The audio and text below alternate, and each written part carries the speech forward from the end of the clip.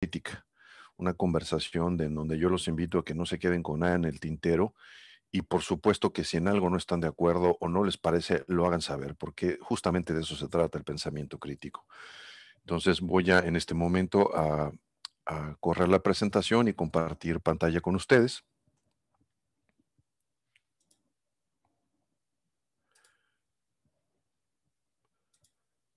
Por favor, díganme si ya la están viendo. Sí, te ve muy bien. Bien. Pensamiento crítico y acción social empresarial. La primera pregunta es, ¿por qué? ¿Por qué involucrar el pensamiento crítico con la acción social de la empresa y no con la acción social del Estado? Entonces, para iniciar, el punto de partida es la desigualdad en México. No podemos soslayar o olvidar que justo lo que la pandemia nos ha dado, nos ha traído, además de muchas reflexiones que ustedes seguramente ya han leído o han compartido, es que expone las vulnerabilidades de nuestro sistema de salud, expone las vulnerabilidades de nuestra política pública, expone las carencias de las empresas y es una situación que de alguna manera nos desnuda. Y lo trágico es que expone la desigualdad en el país. Déjenme darle algunas cifras, no se trata de leerlas todas. Distintas fuentes, estas son del periódico Economista, que a su vez toman datos del PNUD y de la ONU, pero aquí hay dos grandes realidades. En la primera columna podemos ver por el lado de las empresas, y estos son datos de una académica que les recomiendo que la sigan, se llama Viridiana Ríos, y frecuentemente está teniendo intervenciones en Facebook, etcétera. En su columna escribe en varios periódicos. Y ella ha hecho un estudio muy interesante en donde nos dice, por ejemplo, que el 1% de las empresas mexicanas concentran el 33% de los ingresos del país. Es decir, que 28 empresas en el país se queda con 7 de cada 100 pesos que se generan en términos de utilidad en México. Y que estas empresas tienen una utilidad anual de 170 millones de dólares en promedio cada una, cuando el 10% de las empresas más pequeñas tienen utilidades solamente de 285 dólares. Y ella concluye o analiza que en 111 de los sectores productivos del país, ¿no? 4 o menos empresas, dependiendo del sector, controlan el 80% de la producción. Si lo vemos así, pues México es un país de oligopolios. Y por el otro lado, ¿qué es lo que tenemos en términos del impacto social? Vemos por una parte que pues México es uno de los países que forman parte de este 25% de las naciones a nivel mundial, donde se concentran los mayores niveles de desigualdad. Cerca del 1% de la población que más recursos tiene, que más dinero tiene en el país, concentra el 43% de la riqueza nacional, según datos de un estudio de Oxfam. Esto significa que los hogares más ricos de México ingresan 18 veces más que los más pobres, de acuerdo con datos del INEGI. Y, por ejemplo, estos datos le empiezan a dar rostro a la desigualdad porque nos dicen que no es lo mismo, ¿no? Nacer en el sur que nacer en el norte. Si yo tengo condiciones de pobreza y nazco en el norte, tengo más posibilidades de cambiar mi situación social que si lo hago en el sur. Si lo hago en el sur, el 67% de las personas se quedan en condiciones de pobreza durante toda su vida. Y el coeficiente Gini es el coeficiente que desarrolla un economista italiano que se utiliza para medir la diferencia entre, entre los niveles de desigualdad. Y entonces, entre más se acerca al número uno, quiere decir que es más desigualdad, hay más desigualdad en el país. Y entre más se acerca al cero, quiere decir que la inequidad es casi inexistente. México tiene, de acuerdo con esto, un coeficiente de 0.48 que está entre el 0.48 y el 0.53. En el caso de los países de la OCDE o de países de América Latina, por ejemplo, países como El Salvador están mejor que nosotros, Nicaragua están mejor que nosotros. ¿Esto qué significa? De acuerdo con estos datos, si nosotros tuviéramos un pastel y lo partiésemos en 6 pedazos y lo repartiéramos en 100 personas, si las 100 personas fue el total de la población del país, el pastel fue la riqueza que se genera, esto quiere decir que de esas 6 rebanadas, solamente una persona se podría comer 4 y el resto de las, perdón, 10 rebanadas y el resto de las 6 se repartiría en los otros 99. De eso estamos hablando. Entonces es una situación que preocupa. Y si a ello le agregamos, ahora vamos a tener este asunto donde vemos la desigualdad, porque entonces la desigualdad tiene rostro. En el caso de nuestro país, la violencia doméstica, por ejemplo, solamente en la pandemia aumenta el 60%.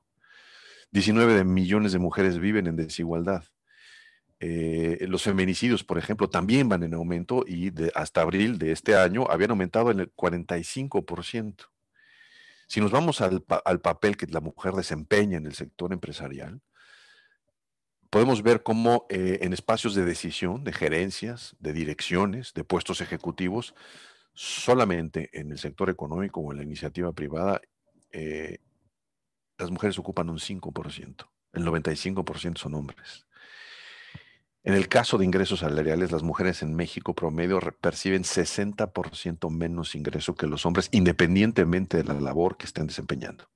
No importa si se trata de labores iguales, el promedio es, si eres mujer, vas a ganar 60% menos. 6 de cada 10 hogares, por ejemplo, el padre es una figura ausente a pesar de vivir ahí. Es decir, las tareas del hogar culturalmente las siguen desarrollando las mujeres. Imagínense con la pandemia, las mujeres profesionistas que trabajan, que tenían esa oportunidad de dejar a los hijos en sus colegios y que ahora regresan, adivinen quién se hace cargo. Entonces, no solamente es hacerse cargo de los retos o de los encargos de su trabajo habitual, además de la familia. La brecha salarial, si vamos a datos mundiales de género, es del 23%. O sea, si en México es del 60%, en el mundo es del 23%, es decir, tampoco estamos tan bien. En el mundo también hay 700 millones menos de mujeres que de hombres con empleos remunerados. Es decir, hay una costumbre a nivel mundial cultural en que la mujer desarrolla actividades y no se les sean pagadas. Imaginen la que quieran, desde labores de casa a las que se les ocurra. 700 millones de mujeres. Y de acuerdo con datos del Foro Económico Mundial, nos dice que en 2016 la desigualdad de género en la economía ha retrocedido a niveles del 2018, y esto fue antes de la pandemia. Estos datos son del 2016. Habrá que ver la reflexión que hace el Foro Económico Mundial. Entonces, cuando hablamos de sociedad y cuando hablamos por qué de la acción social, podemos hablar de muchos temas, pero yo quise justamente tocar esto porque esto es transversal. México no va a poder ser nunca un país, olvídense en vías de desarrollado, en vías de desarrollo serio, si no se algo con respecto a la desigualdad y si no tomamos cartas en el asunto serias con respecto a la equidad de género. Cuando hablo de la empresa, ¿por qué me interesa tanto la empresa? Esta gráfica que hace este think tank, que se llama The Conversation, lo que nos está diciendo es que ellos analizan el nivel de ingresos de las empresas. Esto fue un análisis de hace aproximadamente 10 años, no, 5 años. Y hacen un análisis de los ingresos que tienen las corporaciones y lo comparan contra el Producto Interno Bruto de un país. México está en el lugar 26, es decir, a cifras de ese año tenía 224 mil billones de dólares como Producto Interno Bruto. Los datos que están en rojo son el número de compañías privadas que tienen ese tamaño de ingresos. En pocas palabras, Walmart, que tiene presencia en México, ingresa casi 2 veces, no, casi no, 2 veces lo que México produce, solamente Walmart. Después hablamos, por ejemplo, de empresas que no son familiares, como podría ser Exxon, el número 20, Volkswagen, Toyota, Apple, y así nos vamos. Cuando una empresa tiene ese nivel de ingresos y tiene una concentración de ingresos y sobre todo una dispersión territorial de este tamaño, pues también estamos hablando de las responsabilidades y del poder y de la capacidad que tienen esas empresas, no solamente para llevar productos al mercado, sino para crear condiciones de política pública y regulaciones a su favor, y eso lo hemos visto todo el tiempo. Ante eso nos estamos enfrentando. Por eso vale la pena, ¿no?, aproximarnos con un pensamiento crítico a esta acción social de esas empresas y de las mexicanas, por supuesto, para entender cómo estamos gestionando de entrada estos efectos de la pandemia y después, pues, el tema de género, por citarlo alguno de varios temas. Cuando hablamos de los efectos ya de la pandemia en las empresas, de acuerdo con la UNAM, si ya habíamos hablado de esta diferencia, fíjense cómo se hacen las cosas un poco más graves o más interesantes si lo queremos ver así. Según este estudio de la UNAM, 16 millones de personas van a caer en situación de pobreza extrema por falta de ingresos, en México nada más. De acuerdo con la Organización Internacional del Trabajo, el 44% del empleo en México, el 44%, casi la mitad del empleo total tiene un alto riesgo de verse afectado por la pandemia. Y cuando hablamos de riesgo es o se van a quedar sin trabajo o van a perder el trabajo de manera temporal. Y esto afecta los ingresos y otra vez nos lleva a la reflexión de ¿y cómo se va a ver entonces la desigualdad de la que estamos hablando? Entonces, de aquí, 24 millones de trabajadores pueden experimentar una disminución en horas o en salario. Se van a ver reducidas. Y es entendible. Si en este momento la reflexión que podemos tener a nivel empresarial es que las empresas están en modo de sobrevivencia. Y hablar de la nueva normalidad para ellos es hablar de cómo demonios vamos a salir de estas. Y por otro lado, aquellas empresas que tienen la capacidad de gestionar clientes o que tienen algunos recursos adicionales, pues la pregunta es no solamente cómo sobrevivo, cómo me recupero. Pero ese es el mindset, esa es la mentalidad que está ahora en el empresario, desde el pequeño y mediano empresario hasta el gran empresario. La conversación a nivel empresarial es una. ¿Cómo vamos a recuperarnos económicamente?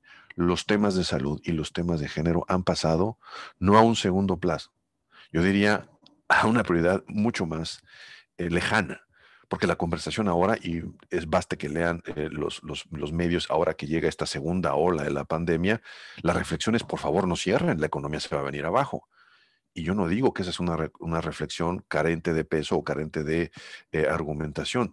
Mi preocupación aquí es dónde vamos a dejar entonces en esta conversación, dónde queda la reflexión de la desigualdad. Todo indicaría, ¿no?, que esta brecha se va a aumentar. Y en el caso de estas mismas reflexiones, la tasa de desempleo podrá llegar este año al 11.7%, si bien nos va en el caso de México. Ahora, si la misma reflexión la montamos de lo que está pasando en la empresa, de acuerdo con estos estudios del INEGI, ellos dicen que el 91%, y esta encuesta salió justo el mes de noviembre, el 91.3% de las empresas estiman que sus ingresos disminuyeron un promedio del 56%, es decir, casi la totalidad de las empresas han visto caer sus ingresos, ¿no?, en casi un 60%. ¿En qué se va a traducir eso? Pues por supuesto en desempleo, ¿no? En algunos casos, de ser posible, en aumento de precios, en reconversión de plantas productivas, ¿no? Al menos 6 de cada 10 empresas que se vieron forzadas a implementar este cierre, se vieron forzadas a implementar un cierre temporal. Y si viene una segunda ola, pues este número va a aumentar. Y claro, la consecuencia es, si retomamos la reflexión que hace Viridiana Ríos, y comparto lo que ella opina en esto, pues las grandes empresas multinacionales y también las grandes, digamos, empresas multinacionales y las grandes empresas mexicanas, pues son las que menos se han visto afectadas, ¿no? Que son más o menos este 40% de las empresas y sobre todo estas son las que siguen concentrando los ingresos, ¿no?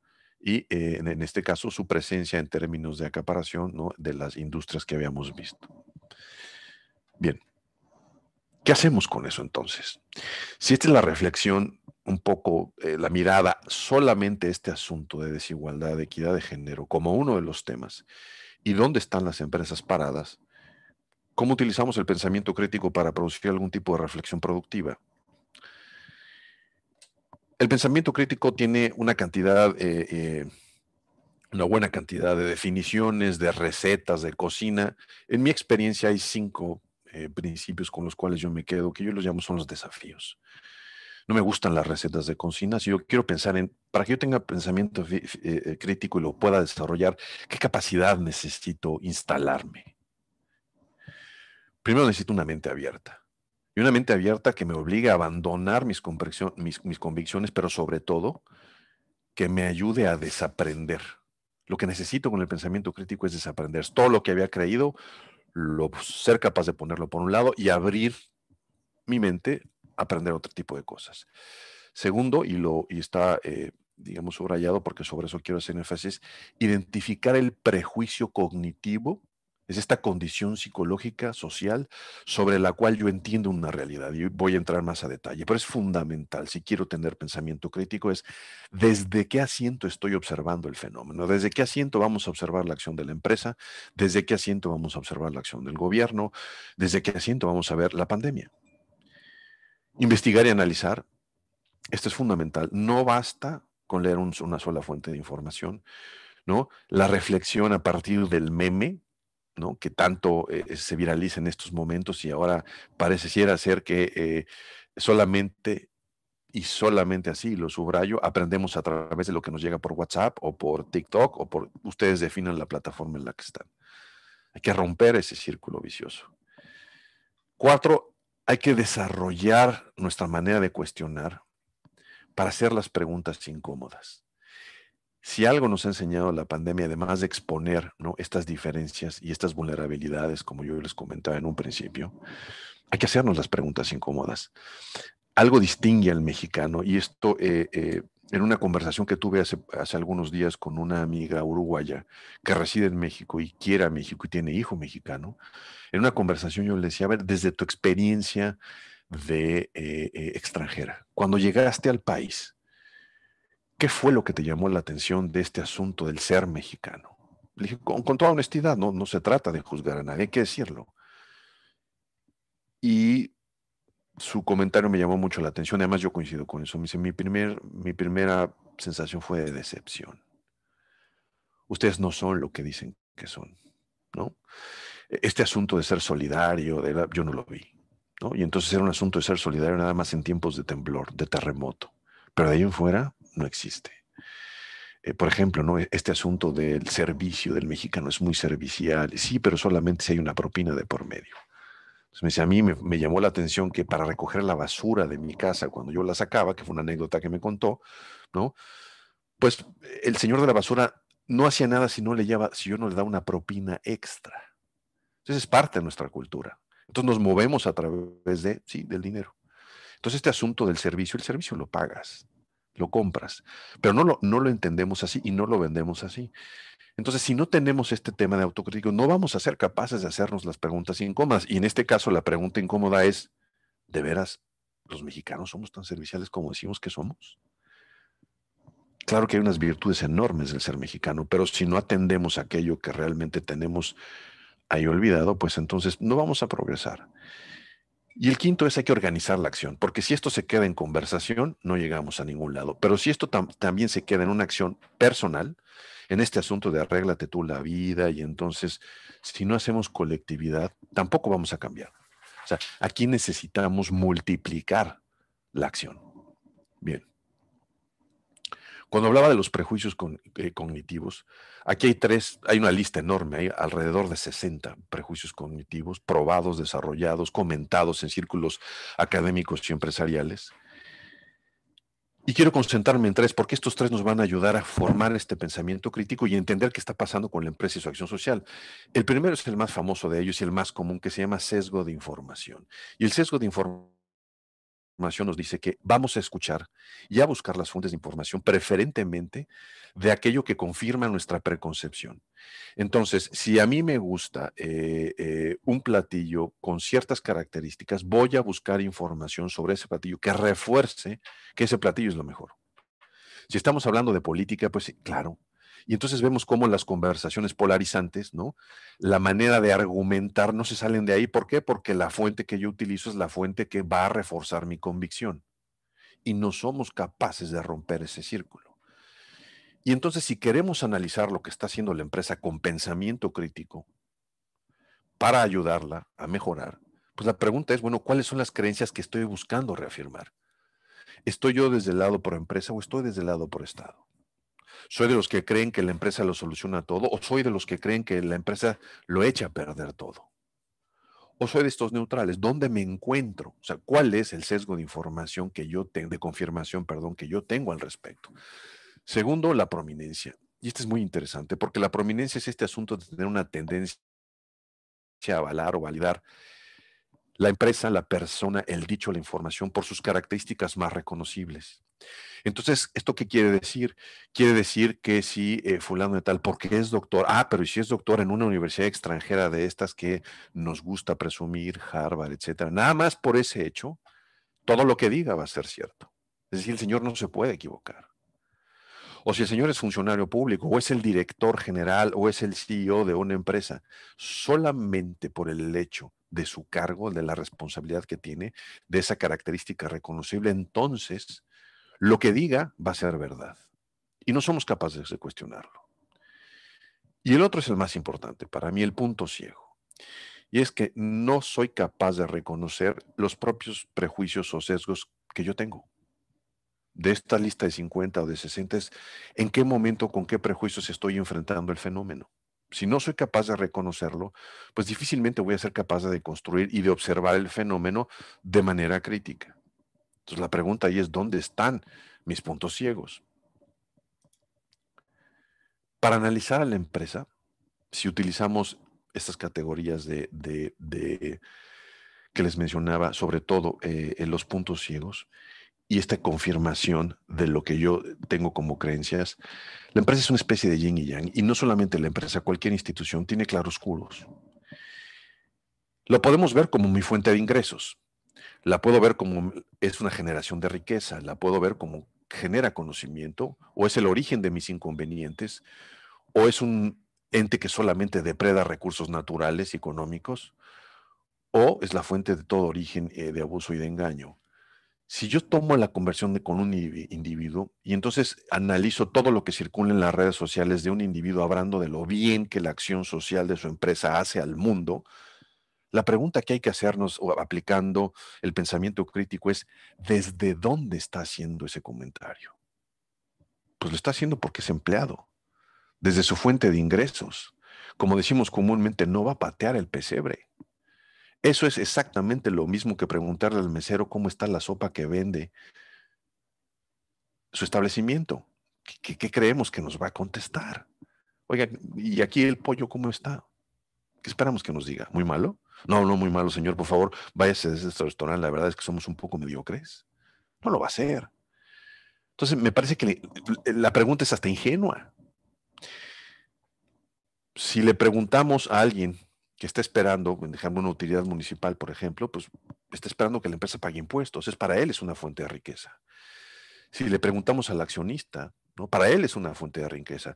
Si le preguntamos al vecino que está justo al lado de la planta productiva en donde pasan los camiones todas las noches en la mañana, pues es un origen de inconvenientes. Y así podemos hacer una lista. El punto aquí es que es todas a la vez. Pero digamos, nuestra traición, ¿no? De esta inclinación cognitiva que tenemos y que nos montamos ahora en estos discursos extremos, ¿no? De polos opuestos. Entonces tendemos a entender la realidad desde una sola perspectiva. Ah, no, bueno, pues entonces, si esta empresa hace eso, pues entonces, y si me molesta a mí porque sus camiones pasan y tengo la poca fortuna de que se estacionan justo en la entrada de mi garage y no me dejan salir a la hora que quiero salir, cualquier cosa que esa empresa haga a favor del empleo, del desarrollo, de la tecnología, de la innovación, si representa a México en algún foro internacional, yo reduzco la actividad de esa empresa a la afectación que tiene hacia mí o el beneficio que me da. Entonces, ¿eso anula que la empresa está teniendo esa afectación? No, pero tampoco anula todo lo otro. Y el fenómeno Alsea que vimos, ¿no? Cuando Alsea fue ampliamente criticado con este asunto de la pandemia, porque, bueno, pues entonces despidió trabajadores y no hizo el esfuerzo, ¿qué pasó? Perdón. Bueno, cualquier otra cosa de acción positiva que haya tenido Alsea se fue a la basura. Y en esta cultura de la cancelación basta un indicador para que se corra como pólvora y entonces negamos todo lo demás. Si hizo bien o mal, eso está por juzgarse y está por verse. Tampoco quiero exculpar a nadie. Pero lo cierto es que, ¿no? Un hecho como esos no anula todo lo demás. Entonces, preguntémosle a Volkswagen, ¿no? Con este asunto en el que fue digamos, atrapada, ¿no? En falsear los datos, ¿no? En programar sus automóviles para que a la hora de medir sus emisiones y los automóviles con máquinas diésel, falsear los datos de emisiones para poder circular.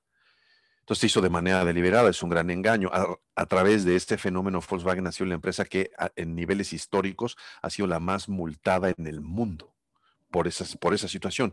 ¿Eso anula la acción social que ha tenido Volkswagen en el caso de México, la planta de Puebla con sus comunidades alrededor? No. Que la empresa se haya conducido así es una manera lamentable y hay que combatirlo, sí.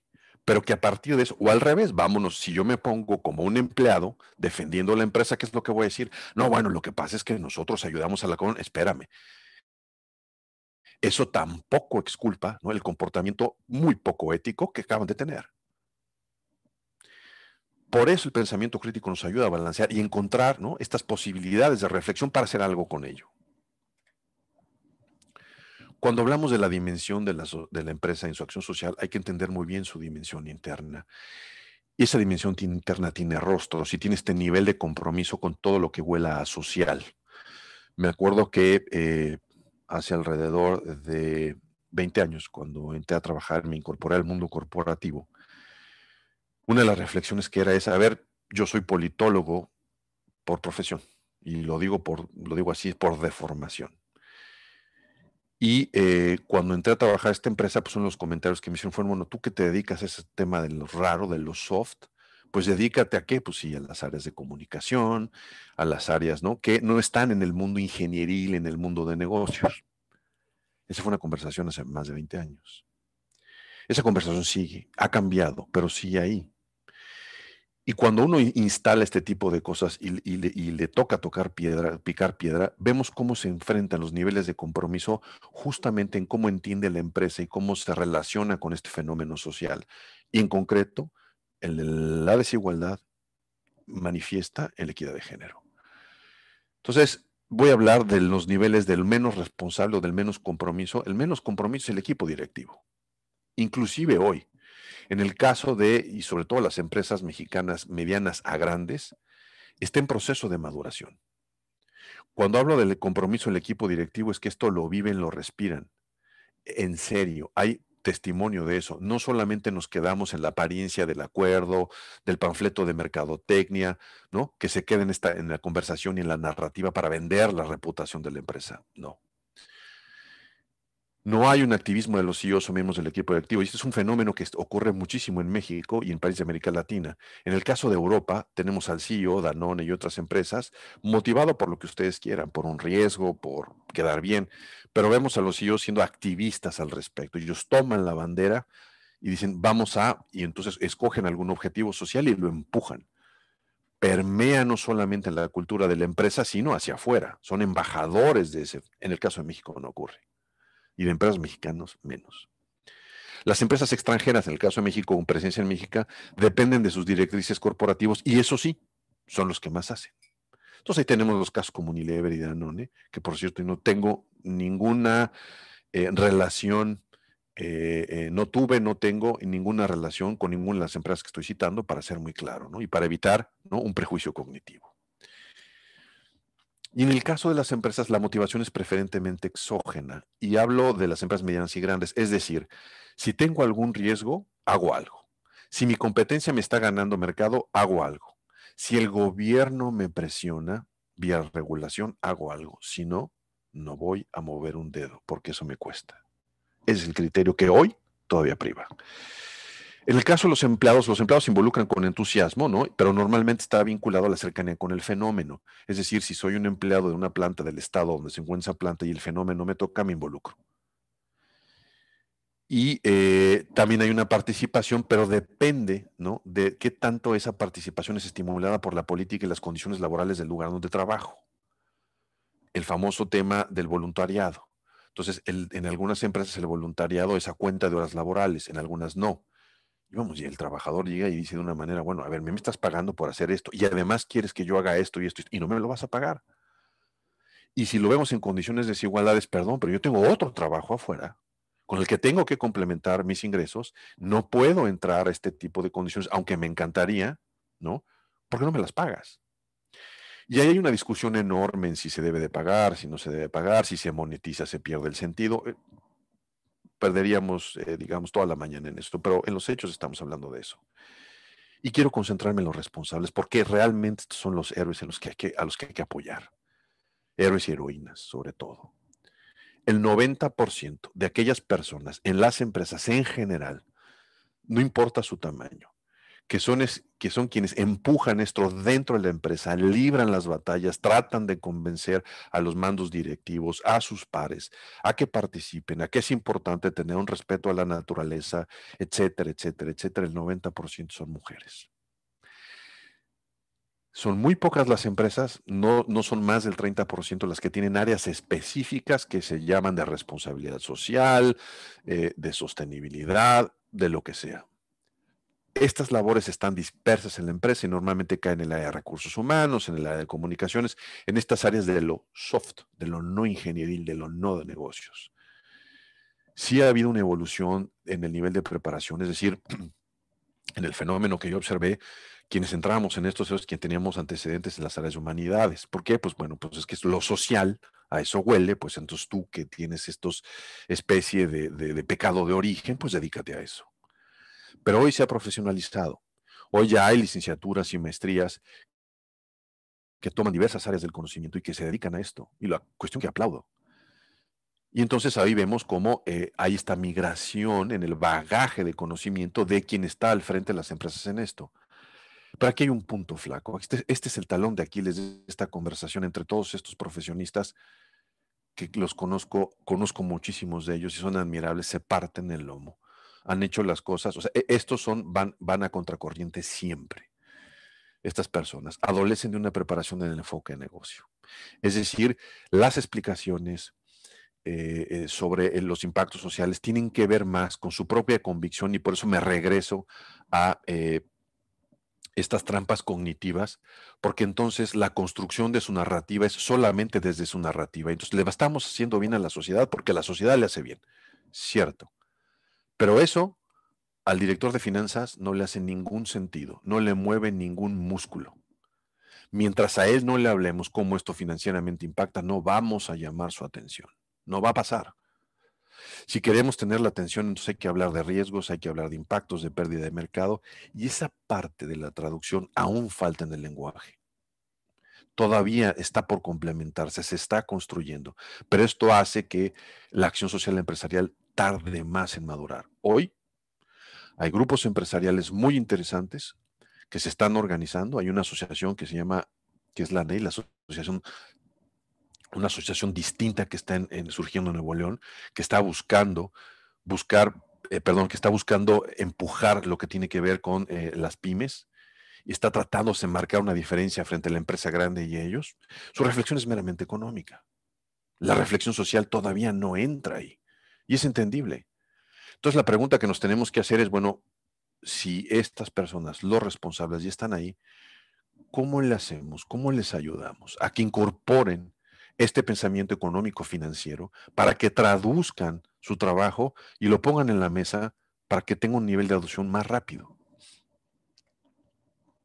Ahora vamos de lleno a la acción social de la empresa.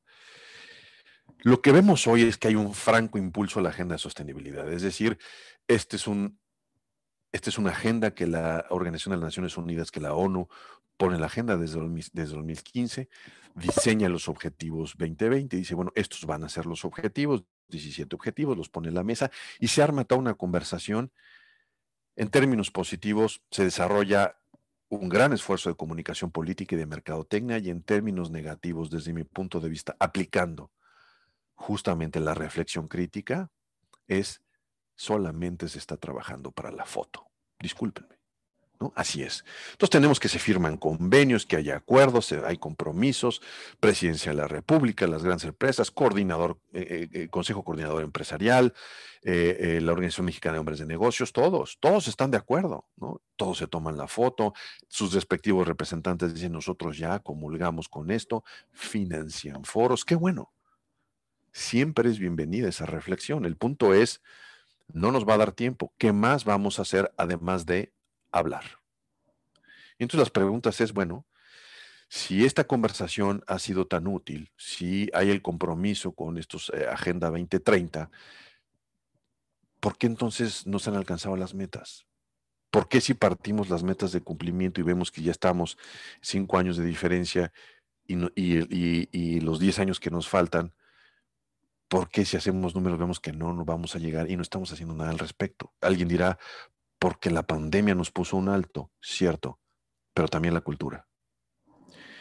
¿En qué momento entonces, no? Vamos a hablar, porque al interior de las empresas también hay esta especie de política interna, de guerra entre silos, ¿no? En donde, además de esto, además de la pandemia, además de la cultura, es el principal inhibidor. Es decir, si este proyecto lo encabeza alguien dentro de la empresa que no tiene las simpatías del director general, las posibilidades de que la acción social empresarial ocurra son muy pocas.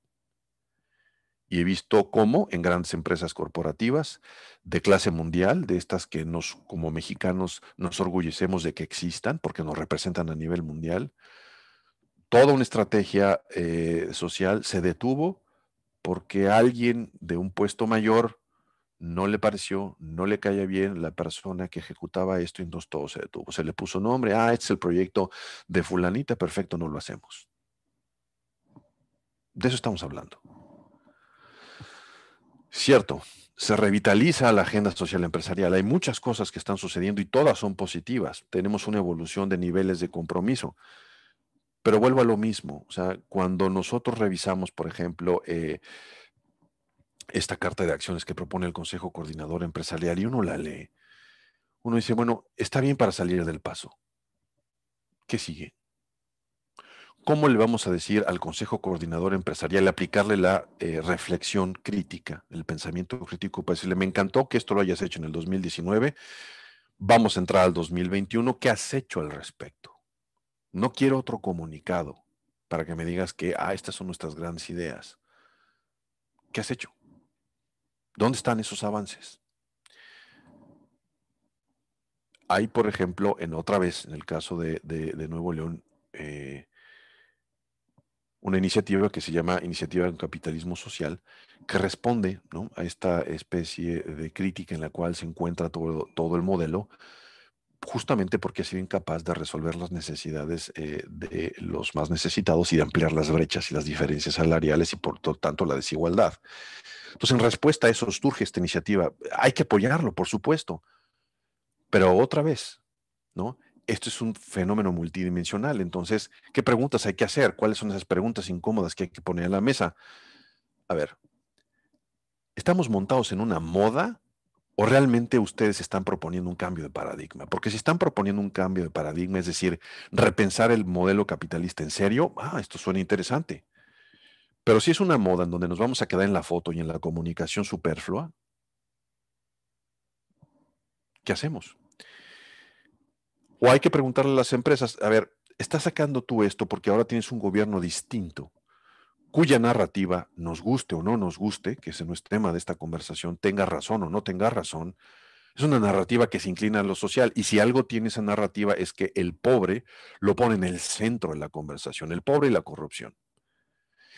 En esos ejes de la conversación, la pregunta es entonces de la acción social empresarial es, ahora está reflexionando con respecto a esto, porque a nivel mundial, uno, hay una conversación iniciada por economistas de prestigio que están diciendo que el modelo ha fracasado, el modelo económico tradicional ha fracasado, perdón, tradicional neoliberal ha fracasado, y a eso se le suma que tienes un gobierno que ha cambiado su narrativa y por lo tanto su dinámica de aproximarte con ellos, ahora sí te interesa. Como anécdota, en el momento que hubo cambio de gobierno, en este fenómeno de la actividad interna empresarial, de las primeras cosas que ocurrieron es que aquellos responsables de llevar a cabo estos programas sociales por fin cobraron una relevancia que no tienen, porque lo primero que surgió es, hazme una lista de todo lo que socialmente hacemos. Porque, y yo complemento la idea, porque necesitamos demostrarle al nuevo presidente que somos buenos chicos, que nos portamos bien, que sí hacemos algo socialmente. Y entonces ponle números a lo que damos, y ponle números, pero ¿por qué así? ¿Por qué ahora? Este tema de la desigualdad lleva años cocinándose. Y eso me hace generarme la pregunta es, ¿de veras quieres cambiar? ¿De veras te preocupa un cambio de modelo de paradigma o solamente estás reaccionando? Por otro lado, tampoco hay estímulos del gobierno federal, es decir, las condiciones no se crean, tampoco se la están poniendo fácil a la empresa y hay un vacío con el retiro presupuestal. Y aquí solamente me voy a quedar en esta cifra. Estos datos que estamos viendo en pantalla son los datos de la propuesta de presupuesto para el ejercicio 2021. Y en esa propuesta, y otra vez aterrizo sobre el tema de género, ¿no? Pues es muy triste porque vemos que el 95% de los recursos se concentran en 3 programas. La pensión de bienestar para personas mayores, el programa Sembrando Vidas y la pensión para personas con discapacidad permanente. Ahí está el 95% de los recursos. Programas específicos, totalmente específicos, que hablan sobre cómo combatir esta diferencia que hay con respecto a la mujer, solamente 2. Un programa nuevo, que es el programa de apoyo para refugios especializados para mujeres, que tiene ese presupuesto de 569 millones de pesos, y un programa de apoyo a las instancias de mujeres en entidades federativas. Y eso, que México es de los países, o el país en América, en cuyo Congreso hay más mujeres legisladoras. Imagínense si no las hubiera. Si hablamos de equidad de género, entonces, pues sí, ha habido cosas que se hacen desde hace tiempo. Por ejemplo, este violentómetro que genera el Politécnico, el POLI, el Instituto Politécnico Nacional, en el 2009. Ellos proponen esta herramienta, hacen un estudio que la idea era permitirle a las mujeres que estuvieran alerta para que detectaran la evolución de una manifestación de violencia. Para decir, en este momento necesito pedir ayuda. Fue un gran esfuerzo. A mí lo que me llama la atención es que hoy, solo hoy, y justamente, ¿no?, 2 días después de que se celebra, de que tenemos el día para justamente poner la violencia a la mujer en la atención de la opinión pública a nivel internacional, entonces tenemos empresas y organismos empresariales que empiezan a difundir esto. Yo digo, ok, 11 años después. ¿Dónde está tu discurso de innovador, de siempre a la vanguardia, de clase mundial? ¿No? Qué bueno que lo rescataste ahora. Ojalá, apoyando pensamiento crítico, no solamente sea esto un comunicado más en tus redes sociales para decir lo sensible que eres. Me encantaría que pasara, que ocurriera. Esta es una filmina interesante porque dentro de los objetivos de desarrollo sostenible 2030, el quinto es el objetivo que habla de igualdad de género. Y cuando todas las empresas se comprometen y firman estos acuerdos y fueron a Palacio Nacional y mandan a estos representantes del interior de la empresa a tomar cursos, capacitaciones, generan foros, firman convenios, se sacan la foto y estamos comprometidos con la equidad de género, si realmente leyeran la letra pequeña del cumplimiento de la meta de lo que se trata, el objetivo dice igualdad de género. Yo sí, claro, igualdad de género. Pero cuando leemos la meta y vemos que se trata de que existan, promuevan desarrollos, marcos jurídicos para promover y hacer cumplir, supervisar la igualdad y la no discriminación por motivos de sexo. Cuando hacemos y aplicamos el pensamiento crítico, vamos a ver, ¿y cuál es tu materialidad de cumplimiento? Hablando el lenguaje empresarial, vamos a pensar en algunos indicadores, ¿no? Muy bien. ¿Cómo estás disminuyendo la brecha salarial entre hombres y mujeres? ¿Qué estás haciendo en tu empresa para que esa brecha se disminuya? Para que no sea del 60%. ¿O qué tanto estás empoderando a las mujeres? ¿Cuántas oportunidades para ocupar puestos directivos en tu empresa tienen las mujeres? ¿Y cuántas de esas oportunidades se traducen en hechos? Porque si tú me no, las oportunidades las tienen todas. Muy bien, vamos a revisar tu board. Oxfam, que es una ONG internacional que hace estudios muy interesantes, en el 2016 saca este dato que me parece demoledor, ¿no? Para cómo están las cosas, y eso que no había pandemia, van a faltar 170 años para que hombres y mujeres alcancen el mismo índice de ocupación, la misma remuneración, el mismo trabajo, el mismo nivel de acceso a puestos directivos, por el ritmo el que llevamos, 170 años. Entonces la pregunta aquí es a las empresas, oye, me encanta que firmes convenios y te tomes fotos, hagas foros, publiques pósters en Facebook, qué bueno. Pero eso no va a reducir los 170 años, no va a acelerar absolutamente nada. Es un buen principio, pero no nos podemos quedar ahí. Vamos a los hechos. Análisis somero. Equidad de género. De las 10 empresas mexicanas según expansión más importantes.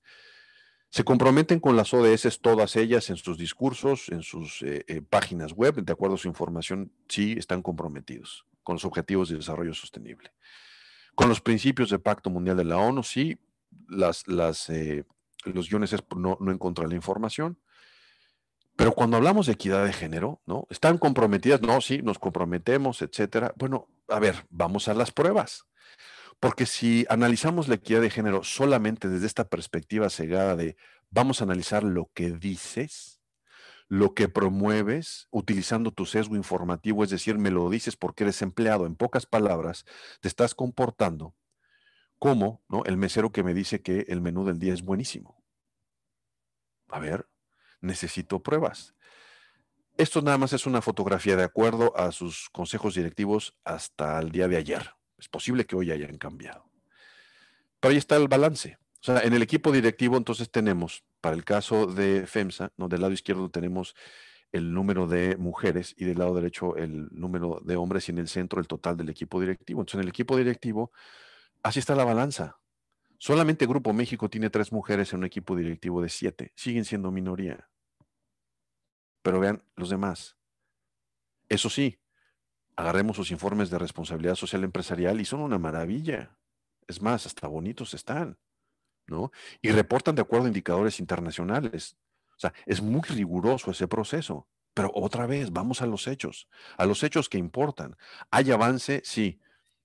Pero lo que queremos ver es, muy bien, ¿cuántas mujeres gerentes tienes? Unilever tiene una política muy interesante al respecto y tiene un indicador muy interesante y lo demuestra y lo persigue y lo hace. ¿Por qué no aprendemos de eso? ¿No? Entonces, la pregunta que hay que hacerles es, bueno, ¿qué les impide a ustedes ser consistentes? ¿Qué indicadores hay por desarrollar?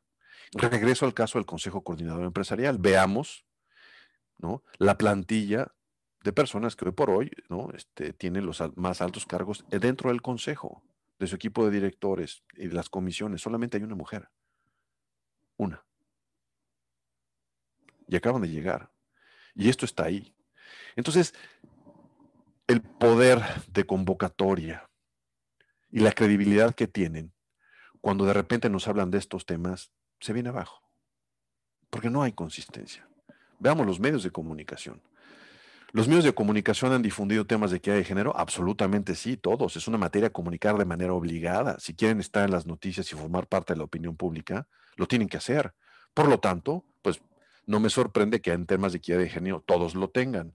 Vuelvo a lo mismo. Vamos a hablar de sus equipos directivos. Solamente, sin embargo, el portal de noticias, ¿no? Perdón, un equilibrio, ahí hay un error porque es 2-2, no es 2-4. O sea, tienen 4 y en el caso del equipo directivo de hombres es 2, no 4. Pero vean lo demás. O sea, hagamos porcentajes. El 95% de estas empresas en temas de equidad de género, en temas de empoderamiento de la mujer a nivel de toma de decisiones importantes, no figura. ¿Esto significa que no están haciendo nada? No. Esto significa que no están haciendo suficiente. Pero hay buenas noticias. Danone, insisto, no tengo ninguna relación ni he tenido relación alguna con ellos. Cuando nos metemos al portal de Danone, me llamó mucho la atención que lo primero que aparece en su portal, antes de nada, aparece este recuadro azul, que es un aviso, que es la línea la línea ética de Danone. Y Danone lo que hace es advertirnos y nos dice si hay algún tema de equidad, de problemas de equidad, de robo, de cualquier cosa de controversia ética, reporta ahí antes de que me conozcas. Como pieza de comunicación es genial. Se me hace buenísimo. Consistencia. Y empezamos a aplicar pensamiento crítico. Danone no es una empresa mexicana. Esta es su división México, ¿eh? Esta es la página México. ¿Valdría la pena si esta idea de comunicarnos así fue por parte del equipo directivo mexicano? Yo lo dudo muchísimo. Muchísimo. Pero ahí está. Aprendamos de ello.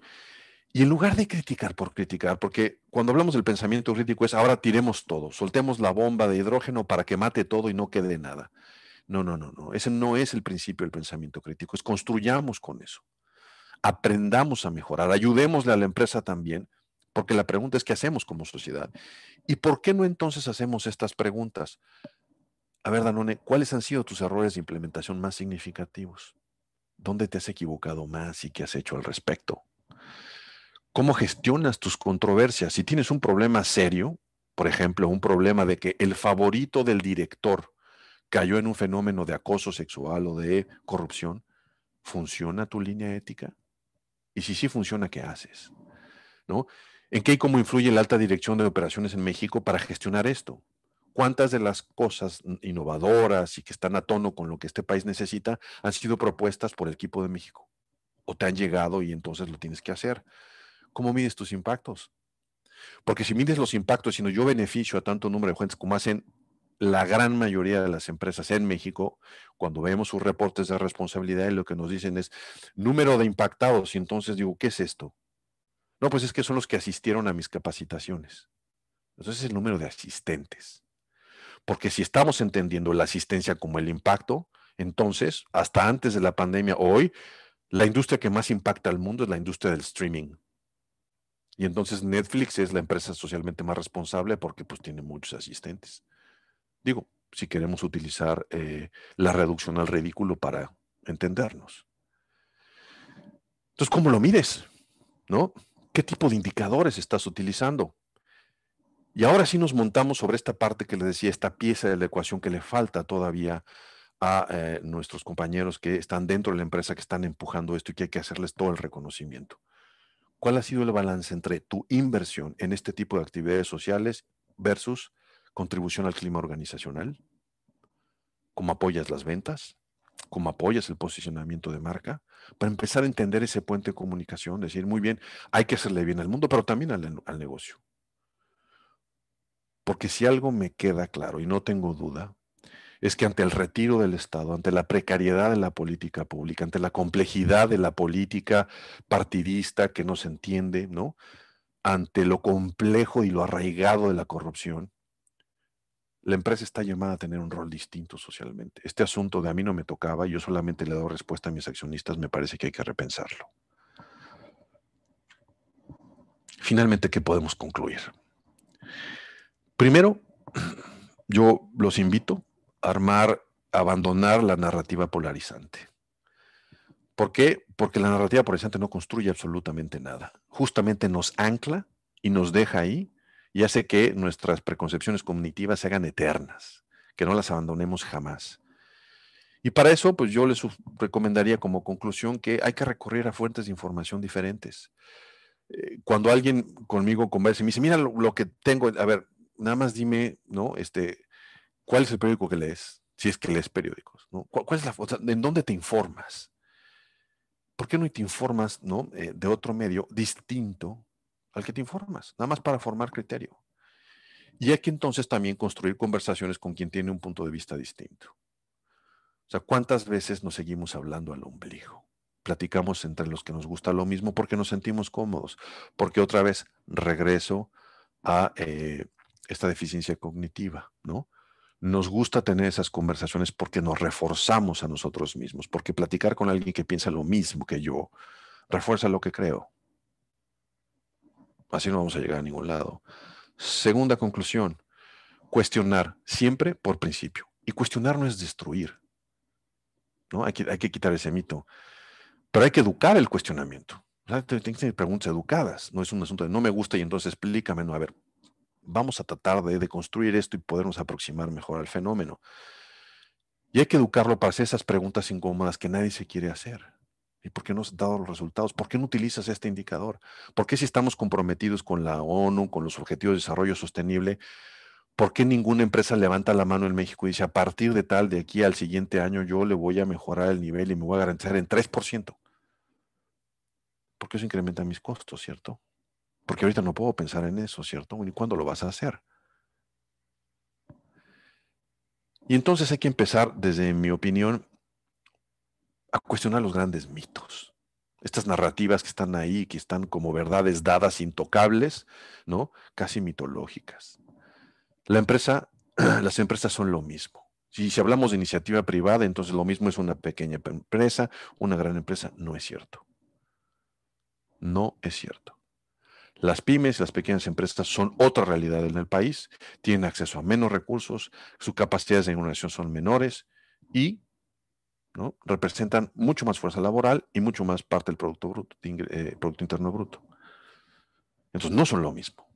Entonces, necesitamos entender que cuando hablamos de empresa, hay dos tipos de empresas y hay que concentrarnos en la, empresa, en la pyme porque es la fuerza, por lo pronto, en términos numéricos.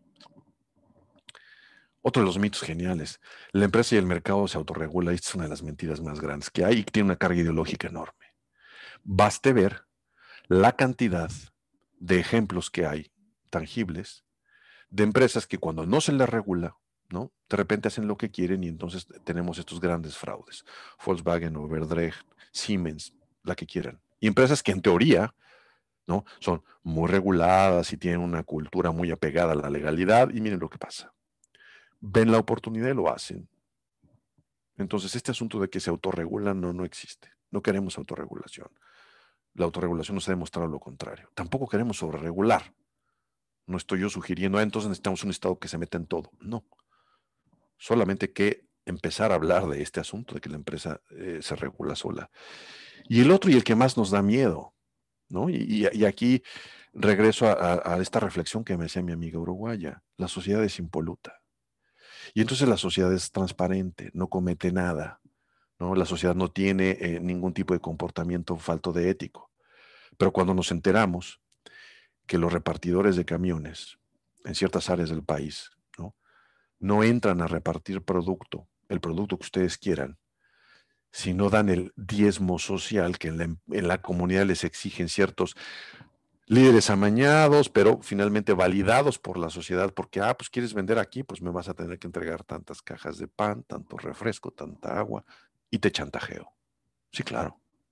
Eso no solamente existe ahorita, no tiene nada que ver con esta administración, ha sido de siempre.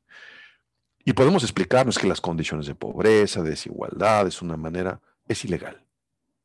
Y existe. ¿Cuándo vamos a hablar de eso? 3, hay que redefinir las prioridades, es decir, insistir que la agenda, en la agenda de equidad de género, y a mí me preocupa muchísimo que necesariamente el tema económico domina la conversación, lo vamos a necesitar, ¿no? Alguien irónicamente nos pone este ejemplo y dice, bueno, pues sin trabajo te mueres, y si estás muerto, ¿para qué quieres la salud? Y todas estas, digamos, serie de silogismos y de trampas, ¿no?, que me parecen amenas para una conversación entre cuates y perder el tiempo. Pero ya hablando con seriedad, tenemos que insistir en esa agenda desde la trinchera donde estemos.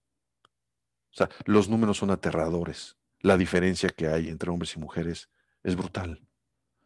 Y sí, ¿no?, la discrepancia entre el desarrollo económico, entre los que más tienen y los que menos tienen, por lo menos en nuestro país, tiene rostro y tiene rostro de mujer. Y hay que regresar a las pymes. Las pymes hoy están en el centro de la conversación y de la acción, pero pasemos de la fotografía de rescatemos a las pymes, ¿no? Otra vez regreso al Consejo Coordinador Empresarial. Están haciendo cosas y no quiero ser malinterpretado, pero hay cosas que de repente digo, ¿en serio? Nos sacan un comunicado en donde dicen, bueno, aquí está nuestro gran plan, 5 acciones o 6 acciones, no sé cómo le llamaron, en donde decían, bueno, vamos a apoyar a las pymes, entonces le sugerimos a las grandes empresas que por favor paguen a 30 días. Me pareció tierno. ¿Cómo que por favor paguen a 30 días? Me parece inverosímil que siquiera lo piense, eso debe ser una condición dada. Y finalmente, involucrarse y pasar a la acción. Como decíamos cuando estaba trabajando en esta empresa, el PowerPoint lo aguanta todo. La conversación en el audio es maravillosa, pero pasemos a la acción. Y aquí robo esta frase de una conversación que tuve con la maestra Robles, que me encantó y dije, te la voy a robar y con tu permiso la voy a usar. Hay que dejar de ser activistas de celular. Este asunto de que somos muy activistas en el WhatsApp, en el tweet, pues sí, está bien, genera opinión, hay un nuevo fenómeno, pero los cambios no ocurren si la gente no se moviliza. Y movilizar no necesariamente significa salir a protestar. Nos podemos movilizar para tener un intercambio y fomentar diálogo con la empresa positivo. Para decirle a la empresa, muy bien, necesitas hablar conmigo, soy tu comunidad, yo te voy a decir cómo me ayudes. Pero si no tomamos esa acción, no va a suceder. No, nadie, si no salimos de nuestra zona de confort, no vamos a sacar al otro de su zona de confort. Y la empresa tiene los recursos, tiene la capacidad de innovación, tiene las alianzas, tiene la experiencia. Entonces hay que dejar y hay que repensar cómo vamos a ser activistas en este sentido. O sea, ¿qué vamos a hacer para enseñar a la empresa que tome en serio en cuenta a la mujer? ¿No? Que se deje de fotografía y decir, bueno, ni una más. ¿Te parece bien que ni una fotografía más tuya firmando convenios y mejor un reporte donde me digas, ¿no? Que ya alguien de tu equipo directivo, de tu board, tienes un balance y por lo menos tienes una diferencia 60-40, 70-30, ¿te parece? Y finalmente hay que involucrar a otros en la conversación, pero también en la acción. Esta nueva moda de apelar a la reflexión individual y yo solo me arreglo y entonces a partir de mí cambio el mundo, no. Si no lo multiplicamos, si no hacemos nuestra acción viral, no va a cambiar. La única manera de hacer estos impactos a gran escala es a gran escala. Y eso implica invitando al otro a conversar. Pues muchas gracias. Esto es todo. Déjenme dejar de conversar y estoy a sus órdenes. Muchísimas gracias, Edgar. De verdad que las veces que he tenido la oportunidad de conversar contigo, de platicar contigo, siempre hay algo que nos queda y nos queda para reflexionar. Esta plática, como dice el gobernador del estado de Jalisco, se habló fuerte y claro. No podemos, si queremos hacer cambios, no podemos simular. Y creo que es el momento de sí pensar, sí dejar de simular y sí actuar. Muchísimas gracias por todo esto que nos has puesto sobre la mesa. Nos damos cuenta que no es una labor de una persona o de un sector. Está involucrada la economía, está involucrada la política, la comunicación, desde el más alto directivo hasta el de menor jerarquía, porque todas las acciones inciden en algo y ese algo puede construir o puede destruir. Muchísimas gracias y vamos a iniciar con las preguntas y los comentarios. Tenemos el primero en donde, bueno, Jennifer nos ha hecho varios. Dice, más que una pregunta, quisiera decir que más que supervivencia hay abuso laboral. Fue al inicio de la plática cuando nos hablabas de las diferencias entre los salarios de las mujeres y de los hombres. Jennifer también comenta, el violentómetro me suena que alimenta el feminazi y por lo tanto es absurdo. Hay que evitar alimentar el feminazi. Mientras una persona sea funcional, sea hombre o mujer, da igual. Lo importante es que sea efectivo.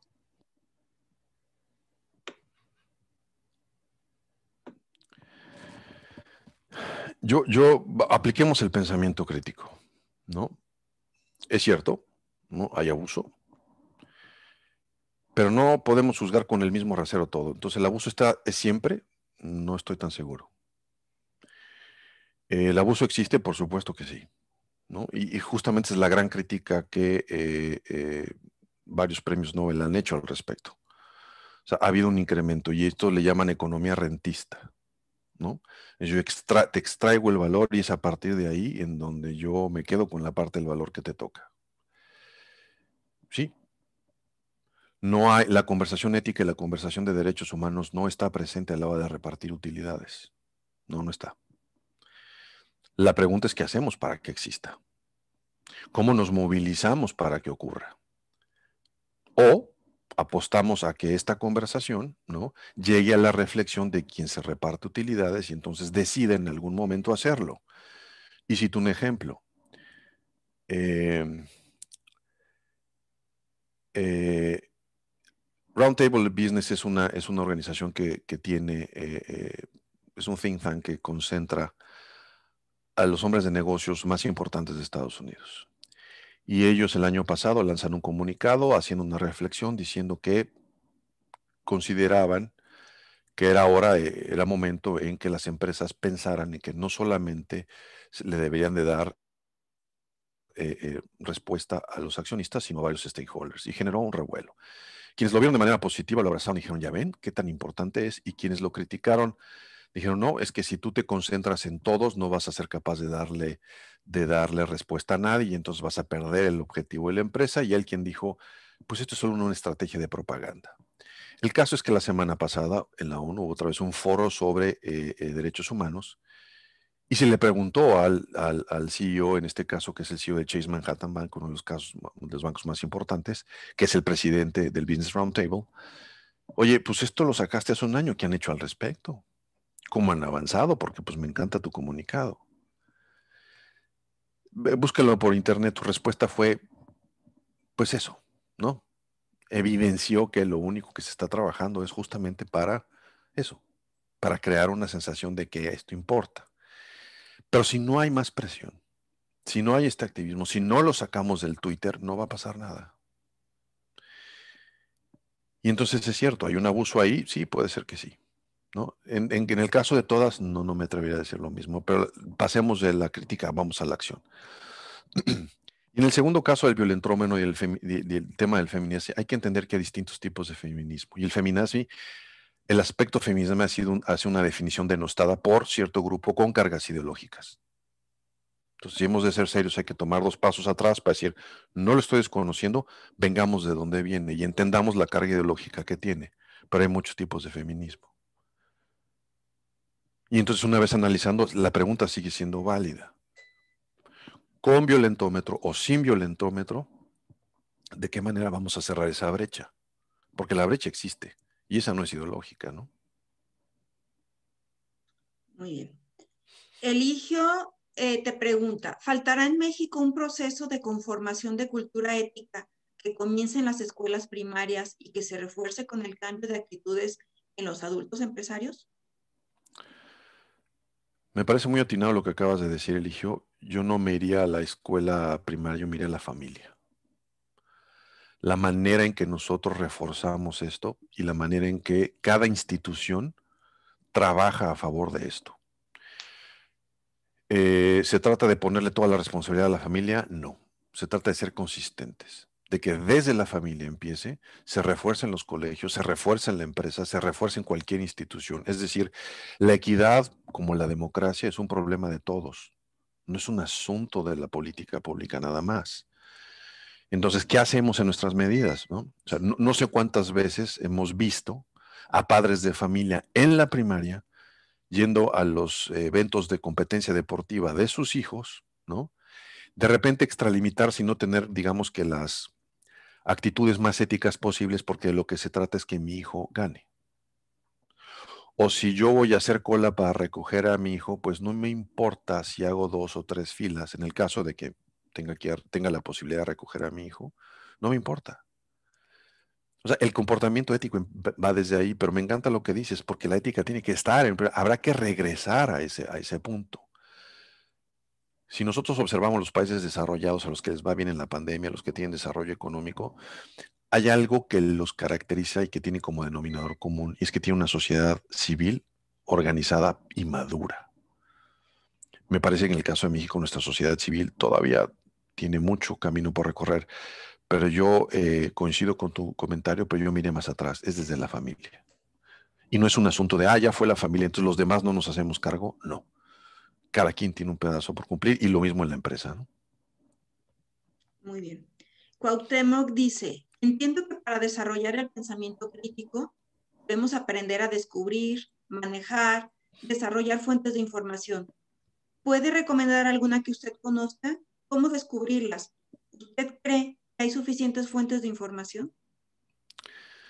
Un método que yo uso, después a la maestra Laura le puedo dar la bibliografía para que ella la comparta con ustedes, pero un método que yo particularmente aplico en casi todo es nunca empiezo a documentarme o a leer la fuente desde la fuente.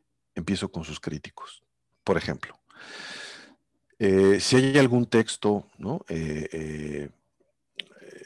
Ahora que se están poniendo de moda los filósofos, y qué bueno que tenemos la reflexión filosófica llegando a nivel de cancha.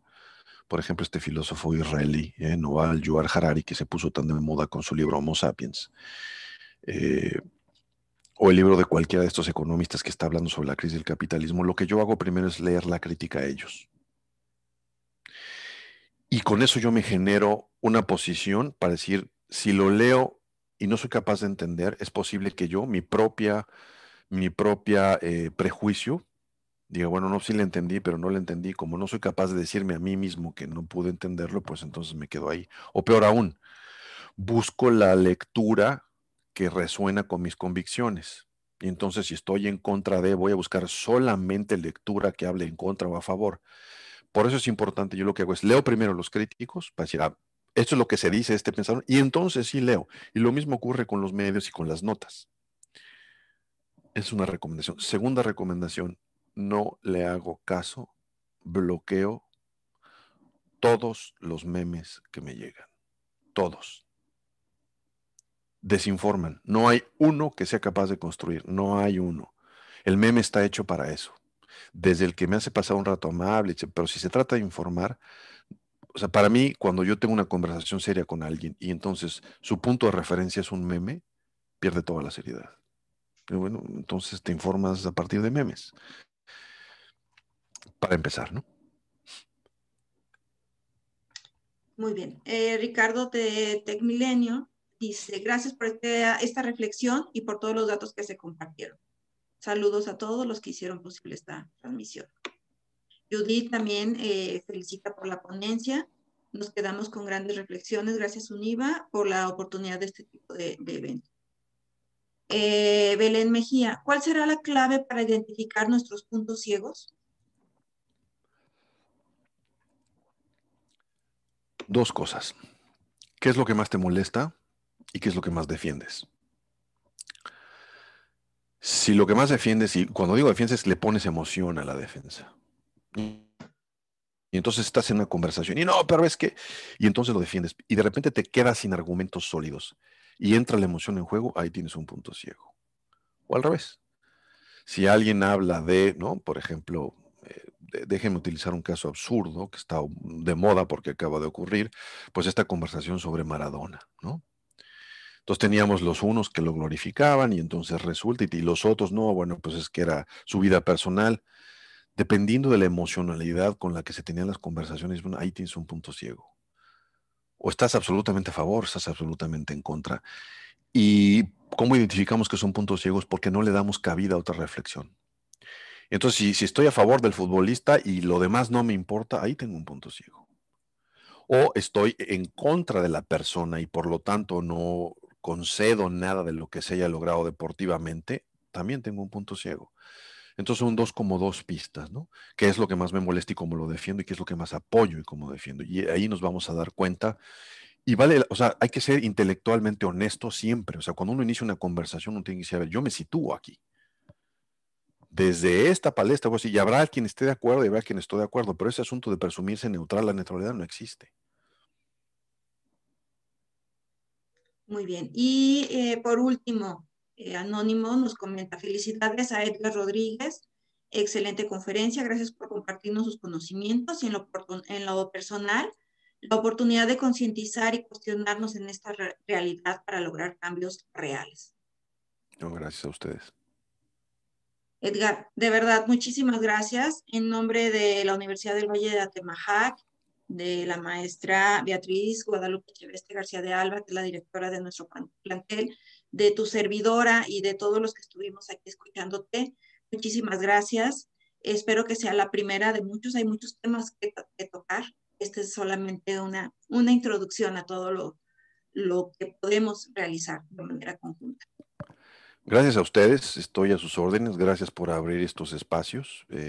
Hay que hacerlo más seguido definitivamente, hay que aprovechar que hay esta disposición a conectarse vía remota, es una gran herramienta, nos permite hacerlo.